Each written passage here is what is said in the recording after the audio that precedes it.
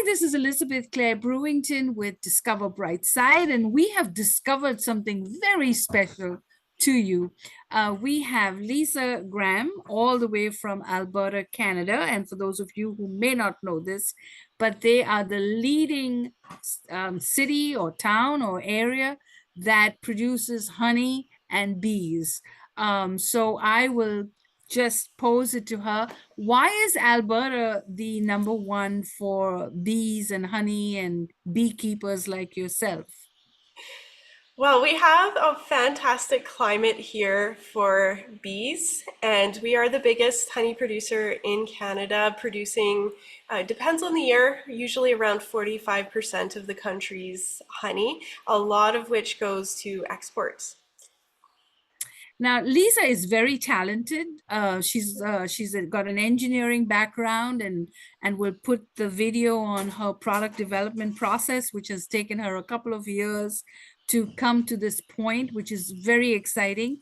And so, what you're about to see is a beeswax candle, rolled candle demonstration, and it'll show you how simple it is to make candles given that we're getting into the holidays or year round for all you candle lovers.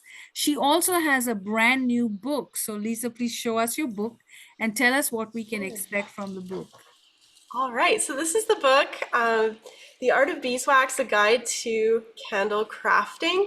And the entire focus of the book is on working with beeswax as a medium for making candles. So the book will cover a little bit of background information about the materials we're using, what supplies do you need to get started. There's a series of tutorials, how do you make rolled candles, poured candles, what else is in there?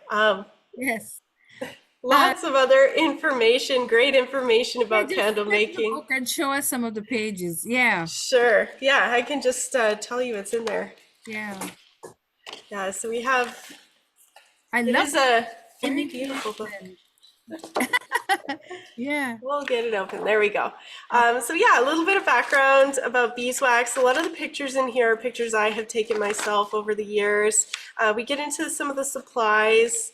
How do you get set up for making your candles? A little bit about scents as well, scents and dyes. Of course, safety is very important. And then we get into the do-it-yourself part. So we have rolled candles. I think the next chapter or next section is on, if I can find it, on the dipped candles. There you Section go. on dipped candles, and then we have our poured candles. And the book finishes off at the end with some information on troubleshooting, what do you do when things go wrong, and also testing. How do you test your candles to make sure they're going to burn correctly? And I close the book out. There are some creative ideas at the end. How do you package them for gifting? And then I've done a couple of tests. I've done some experimentation to dispel some of the information that's out there on or misinformation. I did find a lot of conflicting information when I was learning how to make candles. So to answer my own curiosity and hopefully provide some assistance to other future beeswax candle makers, I have these Yeah. experiments to look So at. you've really conquered a lot of things, your fears for bees, and then, making candles. And so I am going to get to speak of you. And we will now see a rolled beeswax candle demonstration. Awesome. Okay, so I've switched my candle, or the camera over to the candle. And this is the candle I will be demonstrating today. It is a rolled taper, pencil taper candle. The name pencil taper comes from the shape of the candle. It looks like a pencil.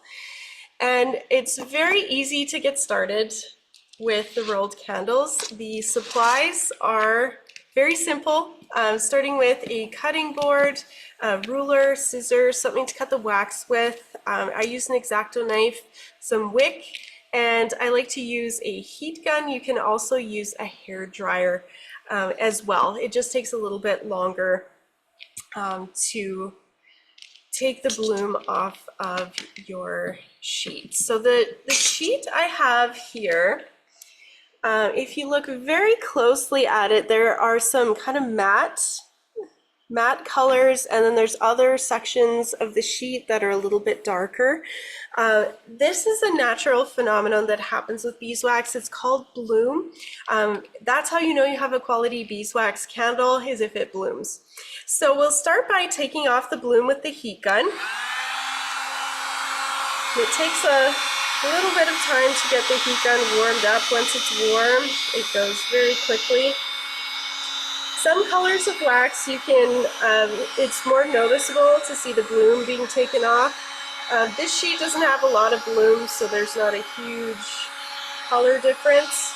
And once it's heated up, I'll flip the sheet over, and there's usually a little bit left on the other side, so we'll give it a quick run over with the heat. You want to be careful not to melt the wax when you're going through this process. The sheets, they are a little bit thinner in some parts than others, so you don't want to melt through the sheets. The next step in the process, when we're making the taper candles, you will get 2 candles out of a sheet, and I'm going to do the same type of taper, this pencil taper at the top. So in order to get that taper, we want to cut the sheet at a slight angle.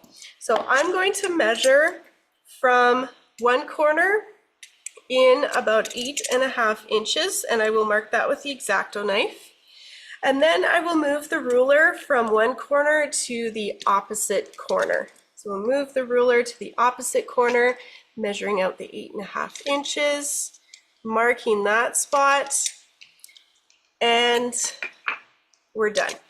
From here, if you can't see where the markings are, you can gently lift the wax up, and that will give a little indication of where we're placing the ruler next. So we'll line the markings up on the ruler and cut across at the angle.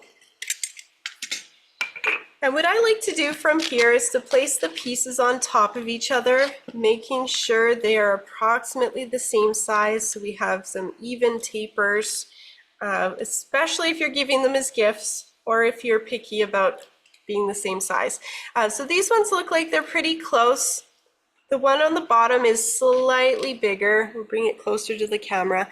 Slightly bigger. I'm not going to worry about it. If you want to be picky, you can cut that edge off so they're even. I'll set one of the pieces aside, and the sheet we're working with, you can see the slight angle and the flat side. So from here, I will take some of the wick, and we want to measure it on the longest side. So as we roll, we'll get that pencil look, and we'll line it up with the edge of the sheet, making sure we leave at least 1/4 inch at the top for starting the burn. And I'm going to make them fancy with a little loop at the top. So I'll decide how big of a loop I would like at the top, and mark where I'm going to cut that. And since I have 2 candles to make, I'm going to cut both pieces of wick right away. And setting one of those pieces of wick aside, we'll come back to one piece of wick, and I'm going to line the edge of the longer side of the sheet up with the wick. And we have the flat edge. This is going to form the bottom of the candle. And I'll start to gently pull the edge of the wick up over, or the edge of the wax over the wick. And we'll do that all the way along the edge until we get to the top of the candle. Now I want to have my loop, so what I'll do with the loop is move the loop over so it slightly overlaps, and we'll press that in so it stays put. This is the hardest part of making the candles, so if you are doing them with kids, this is the part where they usually need help. From here, we'll start to roll the candle, making sure we're rolling firmly. If you roll it too tightly, it won't fit in a standard taper holder. If you roll it firmly, it should fit. And if it's slightly too big, that's okay. You can always form the bottom to fit whatever holder you're using. So we'll make sure the bottom is staying flat. If we start to go off course, that's okay. We can always unroll it to wherever it was straight and continue the process. Keeping the bottom nice and straight. And when we get to the end, we press the edges in to make sure the candle is sealed. It's not going to unroll on you. And the whole edge is sealed in, and then we'll press the bottom of the candle into the cutting board gently to flatten the bottom out. So if it is deviating a little bit, this is how you can fix it. And there we have it. It is Our so final simple. candle. It's unbelievable. Yeah. Wow. That is so simple and so quick to make. Oh my goodness. And as you put it, with kids, it's such a great experience. Yeah. So wonderful. So what is your website? Where can people get it? So the supplies and the book are available at yycwax.com. If you want to see the book resources, you can go to artofbeeswax.com. The link will direct you to yycwax.com to purchase the book directly, so you can get there one of two ways. So you're watching Discover Brightside, and Lisa, you've been discovered. And thank you for watching this amazing demonstration. And what an honor to know you, beekeeper, engineer, teacher, and a creator. So congratulations on all of the above. And we're so excited to do this video with you. So don't forget to go to discoverbrightside.com for all the videos and catch up with all our holiday news. And don't forget, Amazon Prime Day is coming up in October. So stay tuned. Thank you. Okay.